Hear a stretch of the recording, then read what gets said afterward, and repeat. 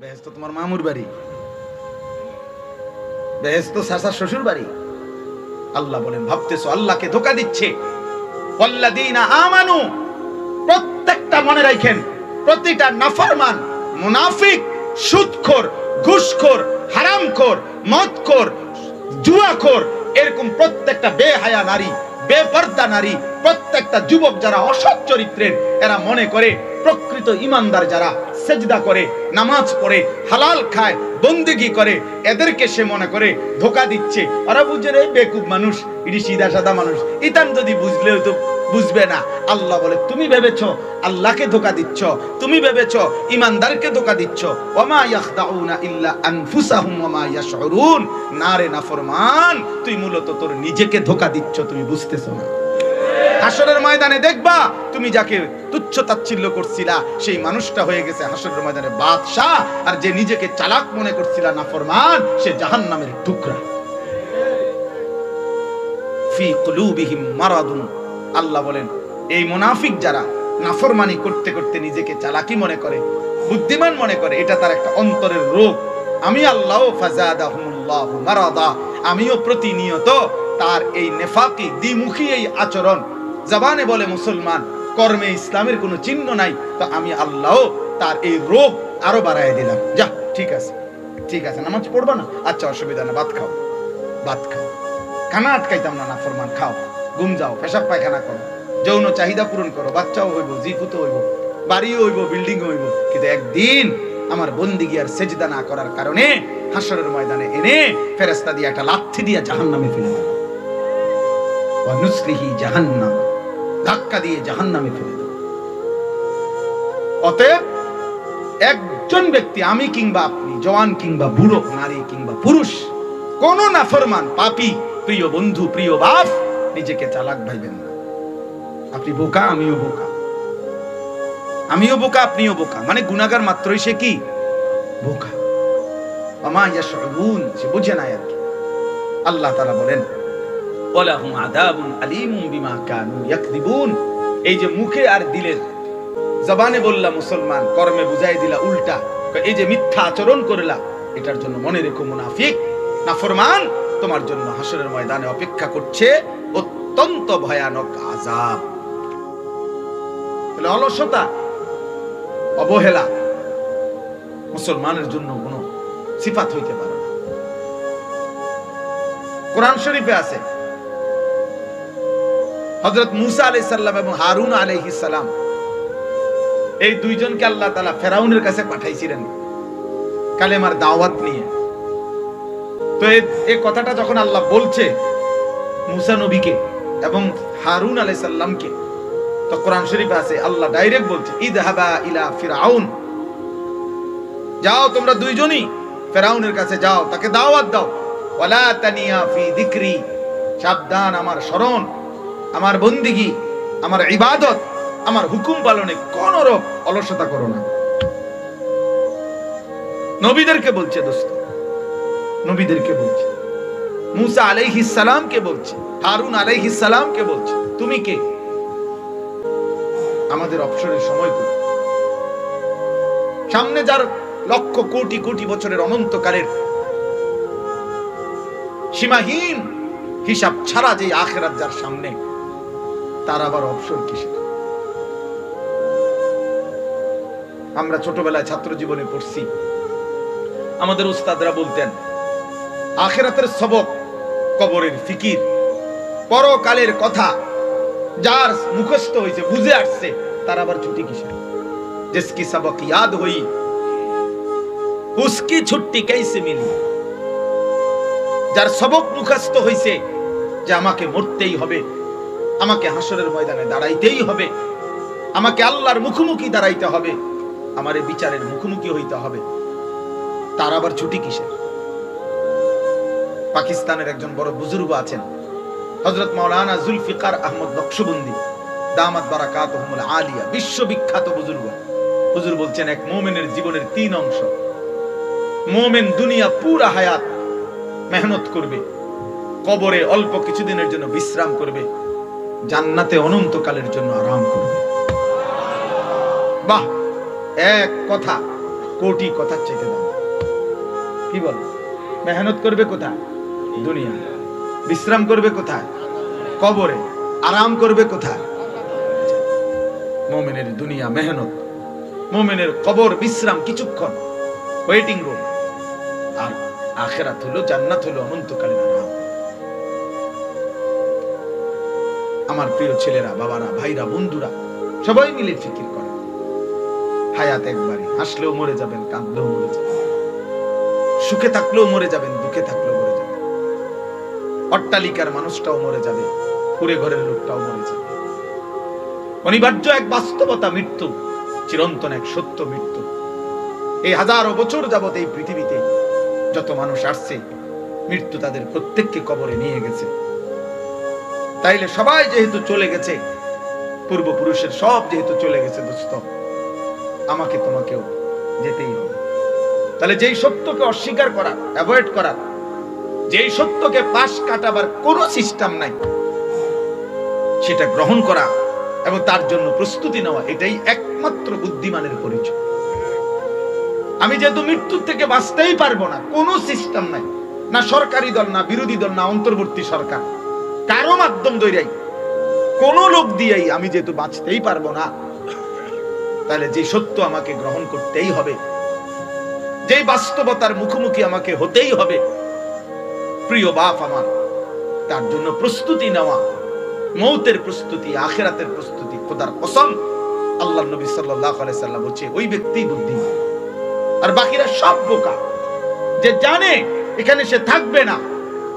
হযরত মাওলানা তারেক জামিল সাহেব বলছে, ইঞ্জিনিয়ারে বলছে, হে ভাই, মাটি খুব মজবুত, সয়েল টেস্ট রিপোর্ট করে ভালো মাটি, ভালো, আপনি নিশ্চিন্তে 10 তলা করতে পারেন। হযরত মাওলানা তারেক জামিল সাহেব বলে, এই আল্লাহর বান্দা, ইঞ্জিনিয়ার কেনা, মাটিকে একবার জিজ্ঞাসা করো যে মাটি তুমি স্থায়ী কিনা, তুমি মজবুত কিনা। উনি বলেন, মাটির মধ্যে যদি কেউ কান পেতো দেখো, তো আল্লাহর কসম মাটি তোমাকে চিৎকার করে বলবে, হে আল্লাহর বান্দা, তুমি ভুল করো না, আমি স্থায়ী না। ইসরাফিল ফু দিবে, ইদা রাজ্জাতিল আরদু রাজ্জা, এই মাটি রেজা রেজা, পাউডার পাউডার বালু হয়ে উড়ে যাবে। আমি স্থায়ী না, আমি মজবুত না, আমি আল্লাহর ফয়সালার অধীন, আল্লাহর ফয়সালার অধীন, আমি মালিকের হুকুমের অধীন। তুমি আমার উপরে ভরসা করো, আমার উপরে ভরসা করো। এজন্য যেই সত্য আমাদেরকে গ্রহণ করতেই হবে প্রতিনিয়ত। এক বুজুর্গ, আমরা একটা উর্দু কিতাব আছে, মৌত কি ইয়াদ, ওই কিতাবের মধ্যে আছে, এক বুজুর্গকে জিজ্ঞেস করা হয়েছে, সামনে দিয়ে জানাজা যাইতেছে, লাশ নিয়ে যাইতেছে, তো ওই বুজুর্গকে অন্য একজন বলছে, কার জানি জানাজা, হারে কে জানি মারা গেল। তখন ওই আল্লাহওয়ালা চোখের পানি ছেড়ে দিয়ে বলছে যে, হয় আমার লাশ নয়তো তোমার লাশ, ধরে নাও, হয় আমার লাশ নয়তো তোমার লাশ। হযরত ওমর রাদিয়াল্লাহু তাআলা বলতেন, প্রতিদিন ঘোষণা হয়, আজকে অমুক মারা গেল, অমুক মারা গেল, অচিরেই একদিন ঘোষণা হবে, আজ ওমরের মৃত্যু হলো, আজ ওমরের মৃত্যু হলো। কুল্লা ইয়াউমিন ইউকালু মাতা ফুলান ওয়া মাতা ফুলান ওয়া লা বুদ্দা মিন ইয়াউমিন ইউকালু মাতা ওমর। এমন একদিন নিশ্চিত আসবে যেদিন ঘোষণা হবে, আজ ওমরের মৃত্যু হলো। দোস্ত আমার, বন্ধু আমার, রাত গভীরে আমি দেরি করতে চাই না, যেহেতু আমারই দুর্বলতার কারণে আমার দেরি হয়ে গেছে। আমি শুধু এই কথাটাই বুঝাইতে চাই, আজকে সময়ের দাবি, অবস্থার দাবি, প্রেক্ষাপটের দাবি, সারা পৃথিবীতে মজলুম মুসলমান নির্যাতিত, মুসলমানের রক্তে আল্লাহর জমিন ভেসে গেছে। গাজা ফিলিস্তিনের মজলুমের রক্তে আজ মনে হয় গাজার মাটি যদি নিচ থেকে কিছু উঠায়, তো পানির চাইতে রক্তই বেশি উঠবে। গত 3-4 দিন আগে 9 বছরের একটা বাচ্চা ছেলে, একটা ছবি পত্রিকায় আসছে, ছেলেটা সারা পৃথিবীবাসীর কাছে একটা প্রশ্ন করছে। ছেলেটার 2টা হাত একসাথে বোমার আঘাতে উড়ে গেছে। সে পৃথিবীবাসীর কাছে জানতে চাইছে যে, হে জগৎবাসী, তোমরা বলো 9 বছরের আমি আমার 2টা হাত হারায় ফেললাম। আমার আগামী জীবনটা আমি কেমনে কাটাবো? নওজোয়ান ছেলে, তোমাদের কাছে যদি তোমার ছোট ভাই এই প্রশ্ন করে, তুমি কি বলবে? বলো। 6 বছরের মেয়ে বাচ্চা সাক্ষাৎকার দিচ্ছে সাংবাদিকের কাছে যে আমি খেলতেছিলাম, বোমা পড়ছে, বেহুশ হয়ে গেছি। হুঁশ ফিরে আসার পরে আমি তাকায় দেখি আমার ডান হাতটা কোথায় যেন উড়ে গেছে। আমার হাত আমার সাথে নাই, আমি জানি না আমার হাত কোথায় উড়ে গেছে। ছোট্ট বাচ্চা, আমারও ছোট বাচ্চা মেয়ে আছে, সে কখনো বলে জুতা পাচ্ছি না, কখনো বলে আব্বু আমার স্যান্ডেল পাই না, আব্বু আমার গেঞ্জিটা পাই না। এটা বাচ্চা বলতে পারে ভাইয়া যে খেলনা পায় না, জুতা পাচ্ছে না। এক মুসলমানের বাচ্চা মেয়ে বলতেছে আমি আমার ডান হাতটাই খুঁজে পাচ্ছি না। এরপরেও মুসলমানের এই করুণ পরিণতিতে, এমন নিদারুণ পরিণতি ইন্ডিয়ায় খুব বেশি উত্তপ্ত, খুব বেশি উত্তপ্ত। প্রতিবেশী দোস্ত, মনে তো করছো ফিলিস্তিন অনেক দূরে, এত দূরের থেকে তোমার উপরে মুসিবত আসবে না। মনে রাখো, প্রতিবেশী কিন্তু গায়ে ফাড়া দিয়া, পায়ে ফাড়া দিয়া যুদ্ধ করতেছে, ঝগড়া লাগাইতেছে। ইচ্ছা করে আমাদের দেশে কয় জুতার মধ্যে ফাড়া দিয়া ঝগড়া করে, প্রতিবেশী কিন্তু পায়ে ফাড়া দিয়ে ঝগড়া করতেছে, ইচ্ছা করে ঝগড়া বাজাইতে চাইতেছে। ইন্ডিয়ার অবস্থায় একটি প্রদেশেই প্রায় 170টা চাইতে বেশি মাদ্রাসা বন্ধ করে সিলগালা করে দিয়েছে। প্রকাশ্য দিবালোকে মুসলিম নারীর মাথার হিজাব, বোরখার উপরের অংশ খুলে ফেলে দিয়েছে। অসংখ্য মুসলমান এই মুহূর্তে জুলুমের শিকার। আগামীর সময়টাই বলে দেবে কি হবে। নওজোয়ান যুবকরা দিন নাই, রাত নাই, সকাল নাই, দুপুর নাই, দিন রাত নারী, ছবি, মোবাইল, অস্থির দৃশ্য, এই এক অসভ্যতা, বেহায়াপনা নিয়া এমন সুন্দর যৌবন হায়াত তোমরা শেষ করে দিচ্ছ। তোমাদের চুল দেখলে মনে হয় না তুমি মুসলমানের না বেঈমানের। তুমি কার মারফুত, কার কোন বাবার সন্তান? শরীরের মধ্যে নাপাক, ছবি দেখতে দেখতে, নারী দেখতে দেখতে অবশ্যই দিনে রাতে বীর্যপাত হয়, শরীর হারাম, নাপাক। ঠিক মতো পেশাব পায়খানা করে অনেকেই টয়লেট পেপার ব্যবহার করো না, এ কারণেও নাপাক। আর এই নারী ছবি, অস্থির দৃশ্য দেখলেও হারাম বীর্যপাত হয়, এ কারণেও তুমি নাপাক। আহা নাফরমান, একবার ভাইবা দেখো। প্রিয় বন্ধু, আমি যদি আর কোনোদিন আসতে না পারি, একবারই বলবেন, একবার। এই পরিমাণ ব্যস্ত থাকি যে বারবার বলা আসা কোন সুযোগ নাই আমার। আমি এক ছেলেদের কাছে কত অনুরোধ করছি এদেরকে যে আমার এরা বলছে রাত 12টা বাজে হইলো, 12:30 বাজে হইলো, অনেকে মুনাজাত করতে হইল, দোয়া করলে হইল। এই দিন নাই, রাত নাই, সকাল নাই। আমার একটা অনুরোধের কথা হইলো, এশার নামাজও পড়লা না, ফজরের নামাজও পড়লা না, সারা রাত নারী ছবি দেখে, অস্থির দৃশ্য দেখে মোবাইলে এই নাফাক শরীর নিয়ে ঘুমায়া রইলা, আর ঘুম ভাঙলো না। যদি দোস্ত এই ঘুম আর কোনোদিন না ভাঙ্গে, কোন এক অদৃশ্য বোমার আঘাতে যদি তুমি উড়ে যাও, দুশ্মনের কোন আঘাতে যদি আর চোখ না মেলে, তো তোমার মৃত্যুটা কেমন হলো?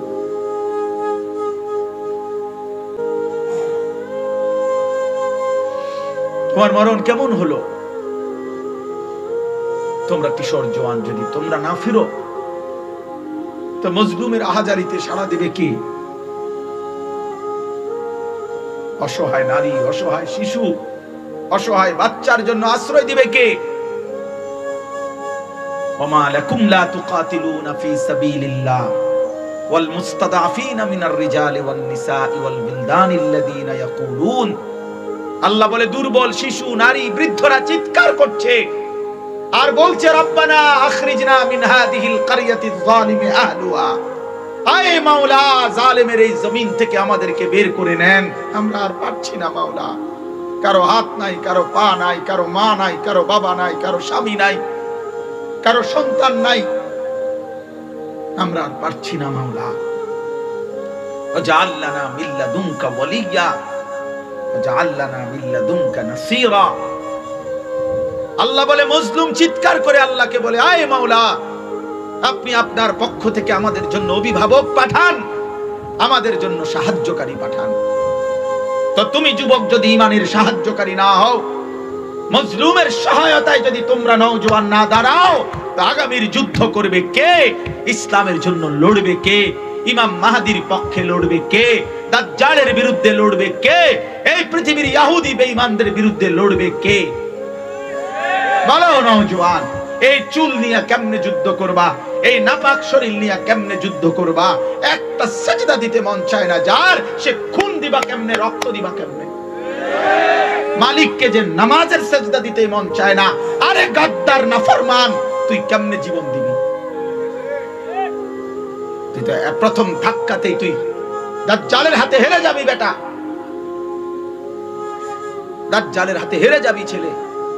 পারবা না। দুইটা স্লোগান আর জীবন দেওয়া এক কথা না দোস্ত, স্লোগান দুইটা মারণ আর জীবন দেওয়া এক কথা না। মোটরসাইকেলে উঠতে স্লোগান মারণ, হ্যাঁ, আর জীবন দেওয়া এক কথা না, এক কথা না। গোটা পৃথিবীর সুপার পাওয়ারের বিরুদ্ধে, সারা পৃথিবী, ইসরায়েলের এই কুত্তারা, আমেরিকার ওই বেঈমানরা সারা পৃথিবীর 200 কোটি মুসলমানকে যে পরিমাণ ভয় করে না, আল্লাহর কসম, গাজার মাটির নিচের যেই মুজাহিদরা আছে এদেরকে তার চেয়ে 100 কোটি গুণ বেশি ভয় করে। ওদের মূল আতঙ্ক ওরা, ওই মাটির নিচের যে মুজাহিদরা, ওরা তোমারে আমারে গনেও না, গনে হে করে, এদের ভয়ে আতঙ্কিত।